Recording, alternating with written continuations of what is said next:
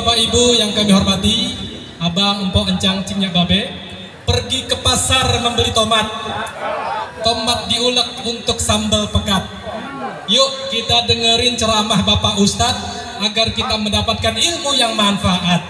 Tibalah kita mendengarkan Mau'izatul Hasanah siraman rohani dari penceramah kita, Bapak Maijen TNI Purnawirawan Kiai Haji Ahmad Yani Basuki MSI. Beliau adalah Ketua Umum Perhimpunan Haji Indonesia. Kita persilakan. Shallu ala Muhammad.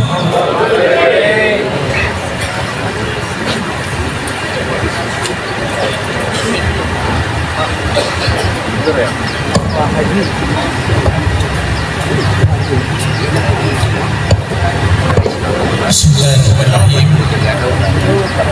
Assalamualaikum warahmatullahi wabarakatuh. Alhamdulillahilladzi arsala rasulahu bil huda wa dinil haqq liyudhhirahu 'alad dini kullih wa kafa billahi shahida. Asyhadu an la ilaha illallah wahdahu la syarika lah wa asyhadu anna Muhammadan 'abduhu wa rasuluh. Allahumma shalli wa sallim ala sayyidina Muhammadin wa ala alihi wa sahbihi ajma'in. Amma ba'du. Yang sama-sama kita hormati, yang terhormat Ketua MTP Forkabi Bapak Mayor Jenderal TNI Purnawirawan Haji Nahrawi Ramli SE, yang kami hormati Ketua Umum Forkabi Bapak Muhammad Ihsan Esa MH, yang kalau tadi saya lihat pertama yang saya tanyakan, beliau tentara juga ya Pak? Karena rambutnya lebih pendek dari rambut saya dan tampilannya memang lebih tentara daripada saya. Yang kami hormati Ketua Bagus Betawi, para pejabat baik sipil maupun militer. Mohon maaf kalau tidak saya sebut satu-satu karena tadi sudah diabsen oleh panitia, diabsen oleh ketua, dan seluruh pengurus dan jajaran Forkabi yang kami hormati. Pertama-tama, mari sekali lagi tentu kita panjatkan puji syukur kehadirat Allah Subhanahu wa Ta'ala. Tentu hanya atas rahmatnya kita dapat berkumpul bersilaturahmi di sini dalam rangka Maulid Nabi besar Muhammad SAW. Dan sebetulnya saya semula ada acara hari Minggu itu di luar kota, tapi di WA oleh Ketua MPT dan beliau juga ketua saya di tempat yang lain, sehingga saya minta waktu beberapa jam untuk memutuskan saya batalkan di tempat lain, sebab saya takut kalau sudah sama beliau itu takut dalam hati saking hormat saya sama beliau harus saya utamakan undangan beliau. Bapak Ibu sekalian, tadi kalau kita ikuti ceramahnya mulai dari Bapak Sekda, Bapak Ketua Umum, Ketua NTB, sebetulnya semua substansinya tentang tema ini sudah selesai sebetulnya. Jadi sudah disampaikan substansinya kira-kira tentang itu ya. Dan saya paham betul sebetulnya kalau sudah ngomong Forkabi itu banyak ustadznya gitu. Sekdanya dari Betawi ustadz juga tadi sebetulnya. Jadi sudah selesai, saya tinggal menggarisbawahi saja. Bapak Ibu sekalian, kita memang memperingati Maulid Nabi besar Muhammad SAW itu sesungguhnya memang kalau disebutnya memang Maulid kelahirannya, tapi kita tidak pernah kalau peringatan Maulid cerita tentang lahirnya ya, selalu tentu diikuti dengan temanya. Begitu juga hari ini. Oleh karena itu tidak selalu terikat oleh waktunya, tetapi yang pasti memperingati Maulid Nabi. Tadi dikatakan oleh Pak Ketua Umum tadi, kalau Forkabi sampai tidak Maulid Nabi itu kehilangan apanya ya, rohnya lah gitu ya. Karena memang memperingati Maulid Nabi, kalau Nabi Muhammad sendiri kan tidak pernah memerintahkan itu. Tapi bagi kita yang merasakan tentang kehadiran Nabi Muhammad SAW dengan nilai-nilai yang dibawanya, menjadi penting buat kita untuk memperingati. Man adzama maulidin Nabi sallallahu alaihi wasallam faqad ahyal Islam. Barang siapa mengagungkan maulid Nabi, maka sesungguhnya ia telah sungguh-sungguh menghidupkan tentang Islam itu sendiri. Jadi dapat kita bayangkan ya, kalau dulu Nabi Muhammad sallallahu alaihi wasallam hadir di Timur Tengah itu karena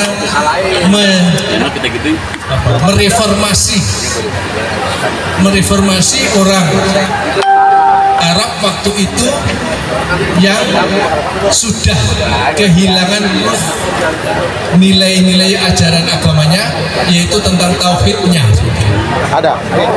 Orang jahiliyah itu kan sering disebut, mohon maaf diartikan kan, jahiliyah itu letterlock sering diartikan bodoh. Padahal orang Arab pada waktu itu cerdas-cerdas semua, namanya Abu Lahab, Abu Jahal, Abu Sufyan, itu orang hebat-hebat dari segi akal. Tapi karena hilang ruh, nilai-nilai religiusnya, karena saking jauhnya sejak Nabi Isa tidak ada Nabi, sementara melupakan nilai-nilai religiusnya, sehingga banyak yang tersesat. Kira-kira begitu semangat kehidupannya. Oleh karena itulah kita memperingati Maulid Nabi itu untuk mengembalikan itu, dan selalu ada temanya. Kalau di sini kita rawat iman, persatuan, dan budaya Betawi. Kalau iman, persatuan, yaitu ruhnya dari duribat alaihim dzillat aina masukifu illa bihabli minallah wa habli minan nas. Di mana saja manusia berada akan ditimpa kehinaan, artinya banyak masalah, kecuali tetap berpegang teguh dengan hablum minallah dan hablum minan nas. Tadi Pak Ketua Umum sudah menyinggung itu. Dari tema itu mengembalikan itu, iman hablum minallah dan persatuan hablum minan nas. Rusaknya di negeri Arab waktu itu yang hilang adalah hablum minallahnya.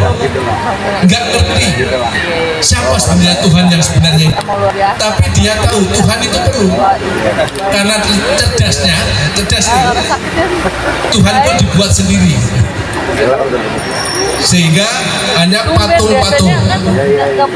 Maka di dunia ini juga banyak nanti orang yang tidak tahu Tuhan yang sebenarnya seperti apa, banyak yang dipertuhan nanti, bisa harta dipertuhan,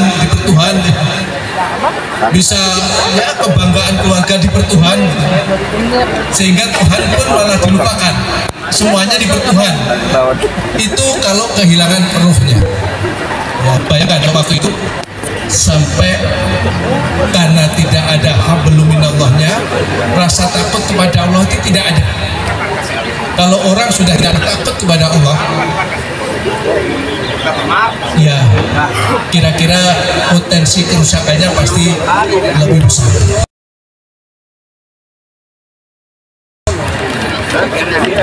Oleh karena itu Nabi Muhammad hadir untuk merubah itu, dan salah satu yang ditanamkan yang memakan waktu cukup panjang adalah soal tauhid, iman. Sebab kalau orang di hatinya tidak ada keimanan kepada Allah, potensi kerusakannya itu sangat besar. Kalau orang masih takut kepada Allah, insya Allah jalannya lurus. Oleh karena itu selalu kata iman itu gandengannya kebaikan. Kata iman gandengannya adalah amanah kebaikan. Kalau perintah yang berat tetapi itu baik, selalu diawali ya ayyuhalladzina amanu, wahai orang-orang yang tiba alaihi manusia, ya ayyuhalladzina amanu, selalu orang-orang yang beriman. Kenapa? Banyak orang yang beriman yang sanggup diamanahi dengan amanah-amanah yang besar. Sebaliknya orang yang tidak mempunyai iman dianggap rentan untuk memikul amanah. Ini konsep Islam. Jadi kalau merawat iman, ini tentunya Pak Isan ya. Ini artinya kita sudah punya iman, tinggal merawat saja. Kadang-kadang iman bisa hilang, kadang-kadang bisa bertambah, maka merawat itu menjadi penting. Kalau gandengannya iman, itu karena hablum minallah, kodrat Allah itu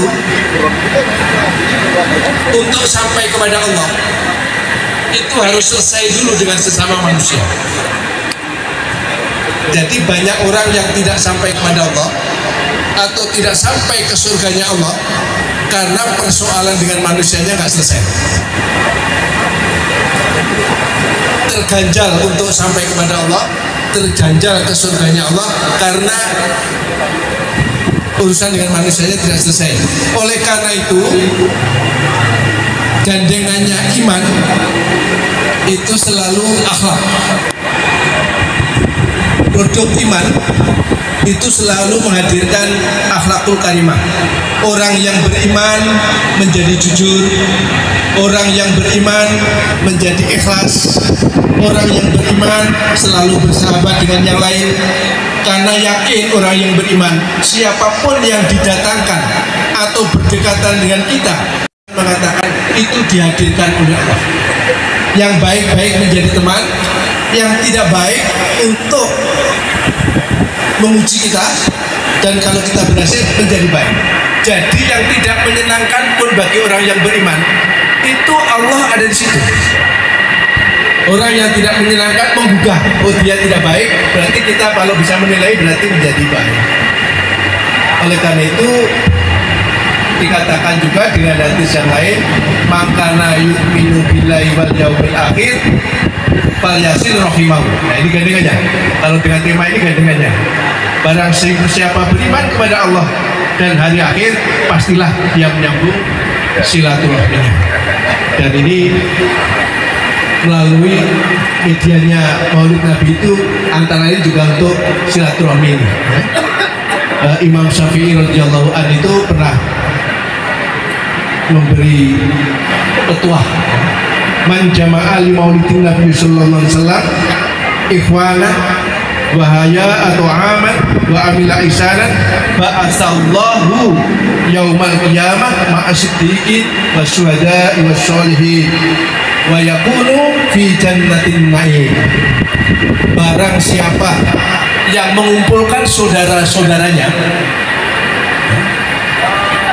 memberi makan, hidangan, kemudian melaksanakan Maulid Nabi, membaca sholawat, maka dia nanti akan dikumpulkan di surga bersama syuhada, bersama siddiqin, bersama sholihin, dan dijanjikan surga Jannatun Na'im. Jadi Pak Ketua Umum juga Pak Ketua MTP, jadi kita yang hadir di sini ini kalau menurut Pak Imam Syafi'i ini sudah dijamin Pak. Amin. Dengan Maulid Nabi ini. Amin. Hadir nanti dikumpulkan dengan para syuhada, siddiqin, sholihin, dan masuk surga Jannatun Na'im. Dan sini lengkap sekali Pak. Ya kalau di sini kan dikatakan ya, mengumpulkan saudara-saudaranya, kemudian memberi hidangan. Jadi lengkap ini, dikumpulkan diberi hidangan. Minum saja saya hitung 4 macam itu Pak. Mulai air putih, kemudian ada kolak, kemudian ada jeruknya, dan tidak lupa bir peletoknya itu. Jadi lengkap Pak ini yang dikatakan Imam Syafi'i, dikumpulkan diberi hidangan, kemudian ada mengingat-ingat kembali tentang perjuangan Nabi Muhammad SAW. Jadi kalau tadi Pak Sekda menyebutkan bolak-balik muludan gitu ya. Kalau di tempat kami dulu D-nya itu berubah menjadi T Pak, mulutan. Makanya yang rame makan makanannya daripada tafsirnya Pak. Kalau undangan maulutan itu masing-masing membawa tumpeng. Begitu ada doa langsung menyerang makanannya, ya itulah mulutan beneran Pak itu. Mainan mulut ya. Jadi rame, itu betul-betul terjadi ya. Itu kemudian Bapak Ibu sekalian, Allah yang ini barangkali kita selalu merawatnya. Allah mengangkat derajat manusia itu. Tadi dua itu, kuncinya dua ini. Jadi kalau tadi saya katakan hikmahnya itu merawat iman, persatuan, dan budaya Betawi, saya mungkin bisa ngomong tentang iman persatuan, tapi budaya Betawi nggak cukup banyak Pak bisa menjelaskan. Tapi saya yakin betul budaya Betawi itu sebenarnya ya, iman dan persatuan itu tadi sudah singgung oleh Pak Ketua Umum. Ibadahnya, Islaminya, dan kebersamaannya. Jadi saya di situ. Dan tadi saya juga berpikir sebetulnya ketika datang ke sini, apalagi mendengar Forkabi itu sudah jumlahnya 100.000 lebih ya Pak Ketumnya. Saya malah kalau ada pendaftaran boleh masuk, itu masuk juga Forkabi Mas. Karena melihat guyub rukunnya Pak, guyub rukunnya luar biasa, kebersamaannya luar biasa.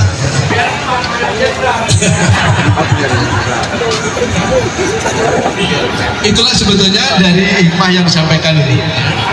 Jadi yang berikutnya tetap kembali pada soal iman tadi. Ininya di mana Cipayung ya, Cipayung. Panmas. Di Panmasnya. Allah menghadirkan nilai seseorang itu faktor utamanya adalah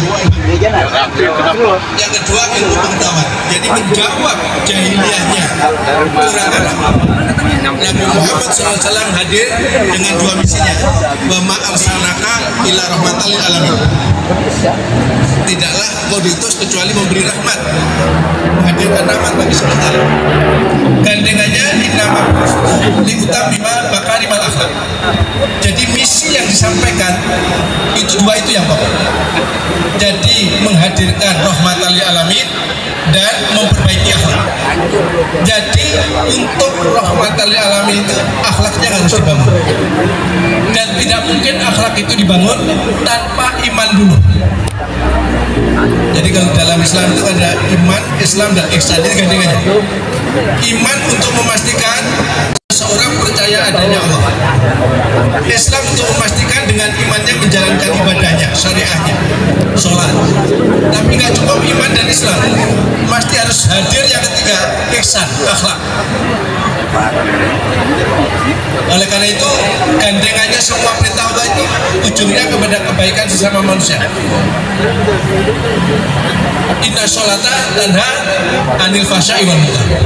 Jadi kalau hanya sholat saja, percaya atau sholat, belum selesai urusan hablum minas, mesti mencegah kejahatan. Inna sholata tanha anil fahsya'i wal munkar. Dengan sholat itu kalau sholatnya benar, pastilah menjadikan terhindarnya bagi dirinya maupun orang lain dari perbuatan jahat dan kemungkaran. Makanya ada pertanyaan, Pak itu gimana ya? Di masjid kok masih hilang sandal, padahal kan habis sholat. Jadi letak itu berarti belum sampai, Pak. Itu hanya sampai iman Islamnya, ihsannya belum. Ada juga yang bertanya, ya, Pak itu, mohon maaf ya bahasanya agak ekstrim ya, Pak itu yang pakai baju kuning itu, yang saya tahu kan sholat semuanya itu Pak. Terus gimana itu kok bisa begitu? Ya jawabannya itu tadi, ada tiga yang ini. Zakat juga begitu. Khudh min amwalihim shadaqatan tutahhiruhum wa tuzakkihim fiha. Ambillah zakat. Zakatnya barangnya itu, ya barang itu, tetapi di balik itu ujungnya akhlak, menjadi orang yang menjaga dirinya, tidak serakah, menjadi peduli. Begitu juga ibadah haji. Bamang faradha fihi hajja fala rafasa wala fusuqa wala jidala fil hajj. Kalau orang ibadah haji itu pesannya jangan fusuk, jangan berbantah-bantahan, dan jangan punya angan-angan yang jelek. Kenapa itu? Karena orang haji kumpul orang banyak, potensi bertengkar, potensi ribut, potensi kemaksiatan itu selalu ada. Sehingga kalau orang haji itu terjadi, berarti belum selesai ketika itu. Maka dari itulah sesungguhnya saya menggarisbawahi betul tema kita hari ini. Kita mengingatkan kembali tentang iman, tentang persatuan, karena juga dengan iman pula Allah mengangkat derajat manusia. Saya nanti tolong diingatkan ini, sudah lebih 20 menit ya. Yang terakhir yang Nabi Muhammad SAW membawa perubahan tentang masyarakat jahiliyah menjadi masyarakat berkeadaban adalah ditegaskan satu karena menegakkan iman, yang kedua tentang ilmu pengetahuan. Dalam surat Al-Mujadalah ayat 11 dikatakan yarfa'illahu alladhina amanu minkum walladhina utul ilma darajat. Allah akan mengangkat manusia dalam beberapa derajat, yaitu orang yang beriman dan berilmu. Apa pentingnya dua ini? Nggak boleh dipisah. Kalau orang punya iman saja, potensi baiknya ada, tetapi potensi majunya belum tentu kalau tanpa ilmu. Dan dunia nggak cukup dengan orang-orang baik-baik saja, tetapi juga orang yang berilmu juga yang cerdas. Sebaliknya, orang hanya pintar berilmu saja, tidak takut kepada Allah, ilmunya bisa menjadi alat bermacam-macam untuk menciptakan entah bermacam-macam lah, yang hanya menguntungkan diri sendiri, kadang-kadang menyusahkan orang lain. Banyak orang membuat tipu daya karena ilmunya, tetapi tidak takut kepada Allah, dan itu harus menjadi gandengannya. Kemarin ada mogok murid, 620 murid mogok tidak sekolah. Gara-garanya dia merokok ketahuan di apa ya, dipukul sama gurunya, kemudian mogok. Saya nggak terbayang kalau ngomong iman Islam Pakistan ini apa yang nggak ada terjadi di situ. Mungkin ya kita komentari terlalu banyak, nggak pas sudah dikomentari oleh TV ya. Tetapi itulah fenomena antara iman, Islam dan ihsan. Kalau tidak utuh, maka yang ada adalah kehilangan akhlaknya, dan kita bisa membayangkan kalau di dalam kehidupan sudah tidak ada akhlaknya, maka di situ akan terjadi kerusakan. Oleh karena itu, ketika iman dan ilmu sudah dibangun, maka Allah menghadirkan negeri Arab yang tadinya kering keruntang menjadi seperti apa yang kita lihat ini. Allah dapat merubah sesuatu yang dulu sumber air aja menjadi tempat pertempuran, tempat perkelahian, makanan menjadi tempat perebutan, tetapi sekarang berlimpah-limpah ketika Allah sudah menghadirkan kehendaknya. Oleh karena itu, terakhir sekali orang melihat kesuksesan Nabi Muhammad SAW bukan hanya orang Islam saja, tetapi orang-orang yang peduli mempelajari tentang perubahan sosial seperti Michael Hart menempatkan Nabi Muhammad orang yang membawa perubahan nyata, orang yang mereformasi kehidupan dari yang jahiliyah menjadi berkeadaban, dan akhirnya ditemukan kuncinya. Nabi Muhammad membangun umatnya, membangun negerinya karena 4 kunci akhlak, yaitu sidik, amanah, tabligh, fatonah. Sidik dapat dipercaya, jujur, adil. Yang kedua, amanah, karena kalau diberi tanggung jawab, dia bertanggung jawab melaksanakan tugasnya dengan baik. Tabligh, menyampaikan apa yang harus disampaikan, tidak pernah kalau nggak menyampaikan sesuatu pada haknya Pak? Korupsi gitu ya, bahasa Jawanya ngetit lah. Dan yang keempat adalah fatonah, cerdas. Jadi itulah 4 kunci Nabi Muhammad membangun Jazirah Arab menjadi negeri yang adil dan makmur dengan waktu yang cepat, karena yang dibangun adalah akhlaknya. Nabi Muhammad menjadi boleh dikatakan penguasa karena orang takut apa jazirah berkembang. Dan akhirnya karena luasnya mengikuti Nabi Muhammad, gubernur itu diangkat oleh Nabi Muhammad, panglima perangnya. Jadi tidak pernah ada pilkada, Pak. Dan Nabi Muhammad kalau mengangkat gubernur diangkat ke Yaman, ditanya, kalau kamu jadi gubernur, apa yang kamu lakukan? Ini. Oke, lulus. Kalau kamu jadi gubernur, kamu nanti apa yang kamu lakukan? Ini. Oke, kamu jadi gubernur. Jadi itulah, Pak. Nabi Muhammad, oleh karena Nabi Muhammad yang dibangun adalah manusia berkeadaban, maka tidak pernah ada orang yang tahu di mana istana Nabi Muhammad sebagai penguasa Jazirah Arab yang berkembang ini. Jadi Raja Romawi, raja ini kalau mau datang ke Nabi Muhammad bingung, ini istananya kok seperti ini ya. Itulah kira-kira Bapak Ibu sekalian, mengingatkan kita semua yang kita punya cita-cita perjuangan untuk berbuat yang terbaik, kira-kira modalnya itulah dari peringatan Maulid Nabi Muhammad Sallallahu Alaihi Wasallam. Demikian Bapak Ibu yang dapat kami sampaikan. Mohon maaf karena saya paham betul di depan saya ini Ustadz semua. Jadi karena sudah hadir di sini, kata Pak Narawi tadi, tidak ada yang gratis gitu ya. Jadi saya berdiri juga di sini. Mohon maaf kalau ada kekurangan dan kekhilafan. Sekian dan terima kasih. Wallahul muwaffiq ila aqwamit thoriq. Wassalamualaikum warahmatullahi wabarakatuh.